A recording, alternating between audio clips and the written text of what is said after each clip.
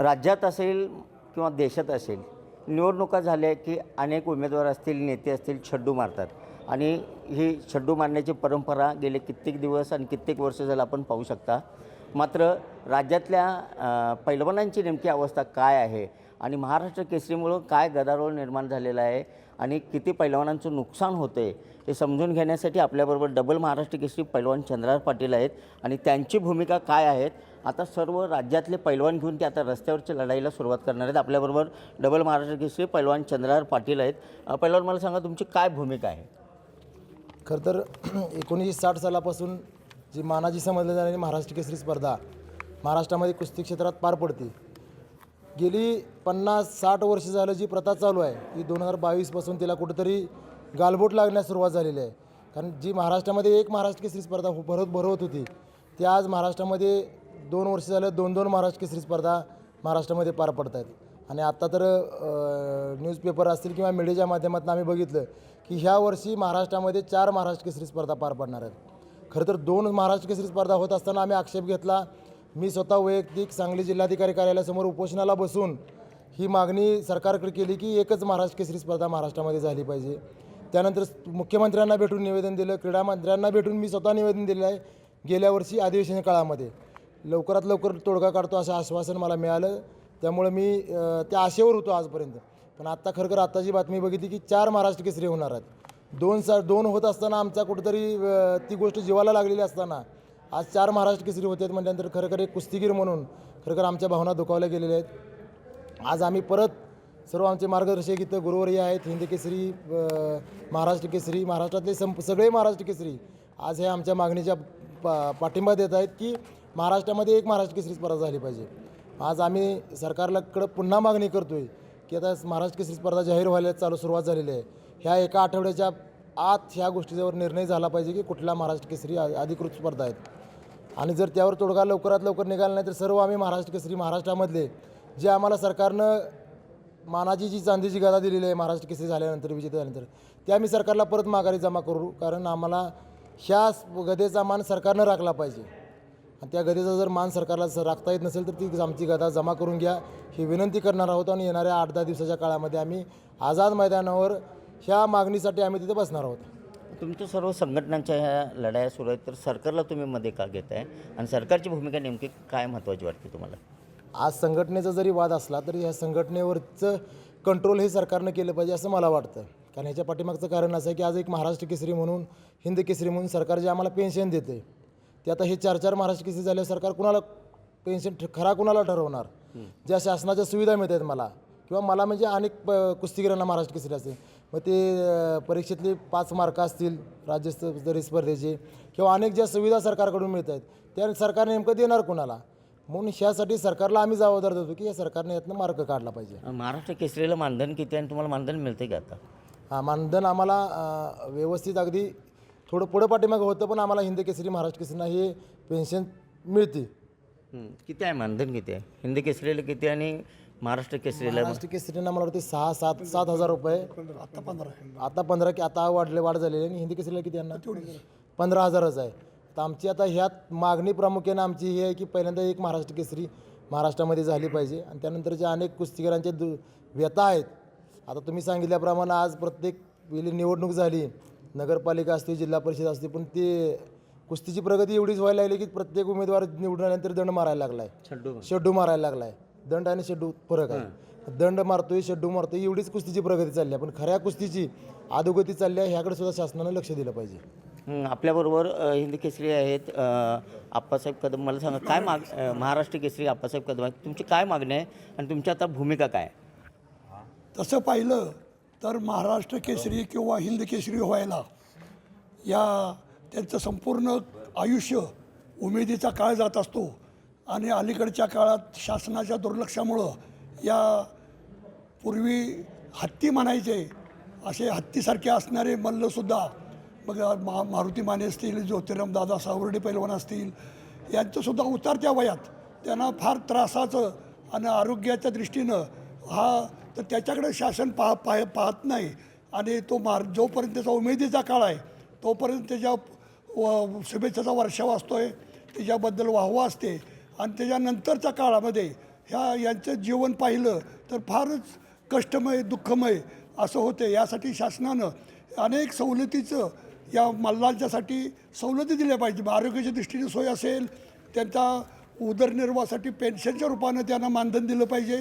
या सर्व गोष्टी आणि तरच या तरुण पिढीला एक आदर्श वाटेल आणि तरुण पिढी याकडं आकर्षली जाईल. अशासाठी शासनानं या जुन्या मल्लांनासुद्धा चांगल्या पद्धतीची योग्य अशी वागणूक देऊन त्यांना मान सन्मान देऊन त्यांच्या उतरत्या वयामध्ये त्यांना सहकार्याची भूमिका ठेवली पाहिजे. महाराष्ट्र केसरीचं महत्त्व टिकवण्यासाठी एकच महाराष्ट्र केसरी झाला पाहिजे. या मागणीसाठी आता तुम्ही सर्वजण पैलवान चंद्रहार पाटील यांच्याबरोबर मुंबईला आझाद मैदानावरती आंदोलनाला जाणार आहेत का? कसं आहे, हे म्हणजे खेडेगावातील सुद्धा साधा कुस्तीगीर सांगेल की एकच महाराष्ट्र केसरी झाला पाहिजे, तरच त्याला किंमत आहे, त्याला काहीतरी पोझिशन आहे. या चंद्रहारबरोबर आम्हीच नुसतं नाही, संपूर्ण महाराष्ट्रातील पैलवान मंडळी किंवा शौकीन मंडळी हे सर्वजण त्या ठिकाणी जाऊन शासनाला जाग आणण्याचं काम निश्चितच करतील. नक्कीच आपल्याबरोबर ज्येष्ठ पैलवान आहेत. आज त्यांचं वय 81 आहेत. दीनानाथ पैलवान आहेत, हिंद केसरी आहेत. मला सांगा, काय मागणी आहे तुमची आणि सरकार जाणीवपूर्वक तुमच्या मागण्यांच्याकडे दुर्लक्ष केलं जातं आहे का?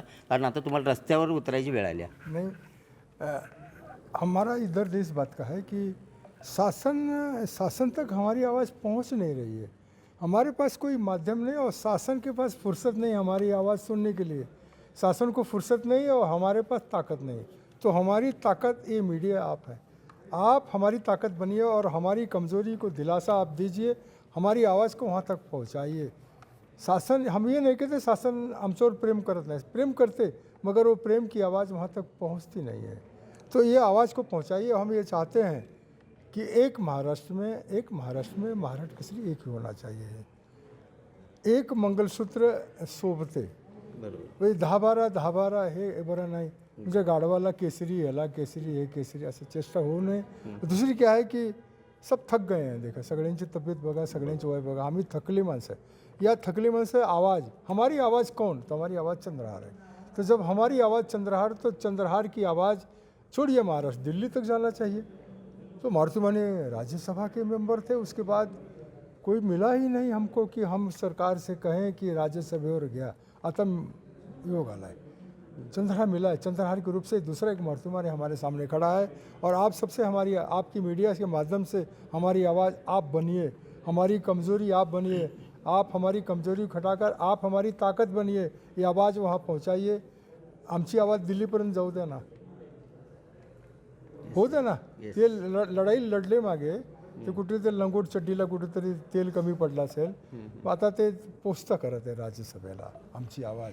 नक्कीच ज्येष्ठ पैलवान दीनानाथ यांनी मोठी मागणी केलेली आहे की पैलवान चंद्रहार पाटील डबल महाराष्ट्र केसरी आहेत, महाराष्ट्राची शान आहे, त्यांना राज्यसभेवरती महाराष्ट्र शासनानं घेतलं पाहिजे. याच्यापूर्वी मारुती माने यांना घेतलं होतं.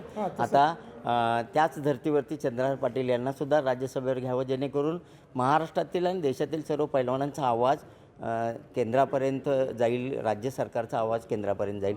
आपल्याबरोबर हिंद केसरी संतोष बेताळ आहेत. मला सांगा, हिंद केसरी स्पर्धा बंद पडून किती दिवस झाले आणि आता महाराष्ट्र केसरी राज्यात एकच झाली पाहिजे या मागणीला तुमचं मत काय? हिंद केसरी स्पर्धा 4-5 वर्ष झालं बंद आहे. मी आणि चंद्रहारदादा पाटील, गोपीचंद पडळकर साहेबांना येऊन गेल्या वर्षी महाराष्ट्राचे मुख्यमंत्री आदरणीय देवेंद्र फडणवीस साहेबांना निवेदन दिलं. त्यावेळेला भरणे मामा क्रीडामंत्री होते, त्यांनाही निवेदन दिलं. त्याचं काय उत्तर पण आलं नाही. दादांच्या लेटर पॅडवरती आम्ही ते निवेदन दिलं होतं आणि फडणवीस साहेबांनी स्वतः सांगितलं होतं की ह्याच्यावर काहीतरी मार्ग काढेल. त्याच्यावर काय मार्ग निघाला नाही, काय नाही. आंदोलन आम्ही गेल्या वर्षीच करणार होतो, परंतु ते स्थगित केलं. महाराष्ट्रातील जे कुस्ती शौकीन पैलवान मंडळी आहेत किंवा त्यांचे पालक आहेत, त्या सर्वांना माझी एकच विनंती राहील, चंद्रहार पाटलां असतील किंवा अण्णा असतील यांच्या रूपानं आज कुणीतरी तोंड फोडले की सगळ्या महाराष्ट्रातल्या कुस्ती शौकीनांची खंत आहे, त्याला तोंड फोडण्याचं काम चंद्रहारदादा पाटील यांनी केलेलं आहे. आणि त्या पाठिंब्याला ज्या वेळेला आझाद मैदानावरती आंदोलन असेल, त्या सर्व कुस्ती शौकीनांनी त्यात सहभाग नोंदवावा, एवढीच या निमित्तानं मी विनंती करतो. त्यामुळे आपली कुस्ती वाचेल आणि कुस्तीला चांगले दिवस येतील. त्यामुळे तुमचा सहभाग हा खूप महत्त्वाचा आहे. आपल्याबरोबर आणखीन एक पैलवान आहेत, त्यांच्याकडून जाणून घेऊया. विजय पाटील आहेत, पुढे या 2 मिनटं. काय भावना आहेत तुमच्या सांगा. अरे तुम्ही उभा तरी एक तुमचं तोंड तरी मिनटं ते बोलण्यास नकार दिलेला आहे. एकंदरीत पाहिलं तर संपूर्ण पैलवानांची अशी मागणी आहे. जसं राजकारणात नेता घडायला 15-20 वर्ष एक पिढी जाते, त्याचबरोबर पैलवानसुद्धा घडायला 15-20 वर्ष लागतात. आत्ता राज्यातल्या पैलवानांची परिस्थिती नाही, ही सर्व शेतकऱ्यांची मुलं आहेत आणि राज्य सरकारनं यांच्याकडं चांगल्या दृष्टिकोनातून बघितलं पाहिजे, विकासाच्या दृष्टिकोनातून बघितलं पाहिजे. तर कुठं तर जे कुस्तीला राज्याश्रय मिळालं होतं त्याच पद्धतीचं राज्याश्रय पुन्हा एकदा या कुस्तीला प्राप्त होईल. महाराष्ट्रात एकच महाराष्ट्र केसरी झाला पाहिजे या मागणीसाठी आता थोड्या दिवसात, येणाऱ्या 4 दिवसातच पैलवान चंद्रहार पाटील ह्या सर्व ज्येष्ठ महाराष्ट्र केसरी पैलवानांना आणि महाराष्ट्रातल्या सर्व कुस्तीप्रेमींना घेऊन आझाद मैदानावरती जाणार आहेत. सरकारनं जर मागण्या मान्य नाही केल्या तर महाराष्ट्र केसरी मिळालेल्या ज्या चांदीच्या गदा मानाच्या आहेत त्यासुद्धा त्यांनी परत करणार आहेत. त्याचबरोबर या इथे असणाऱ्या सर्व ज्येष्ठ पैलवानांच्याकडून अशी एक मागणी आता पुढे येत आहेत की पैलवान चंद्रहार पाटील जे डबल महाराष्ट्र केसरी आहेत आणि वारंवार पैलवानांच्या मागण्यांसाठी रस्त्यावर उतरतात, तर त्यांनासुद्धा राज्यसभेवर घ्यावं अशी ही सर्व पैलवानांची मागणी आहे. आता केंद्र सरकार असेल, राज्य सरकार असेल, काय भूमिका घेतं हे पाहणंसुद्धा महत्त्वाचं ठरणार आहे. डबल महाराष्ट्र केसरी चंद्रहार पाटील हे शिंदे गटाचे, शिवसेनेचे राज्याचे नेते आहेत. त्यामुळं लवकरच या पैलवानांच्या मागण्या सर्व मान्य होतील का नाही हे पाहणं महत्त्वाचं ठरणार आहे. कॅमेरामॅन सुजितसोबत मी शंकर देवकुळे, TV9 मराठी, सांगली.